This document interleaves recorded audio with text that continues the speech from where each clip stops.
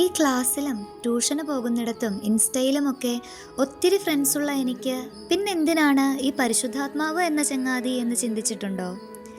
ചിലപ്പോഴെങ്കിലും ആൾക്കൂട്ടത്തിനിടയിൽ ഒറ്റയ്ക്കായ അനുഭവം ഉണ്ടായിട്ടില്ലേ? കണ്ണ് നിറഞ്ഞൊഴുകുമ്പോൾ ആഗ്രഹിക്കുന്ന രീതിയിൽ ആരും ആശ്വസിപ്പിക്കാത്ത പോലെ തോന്നിയിട്ടില്ലേ?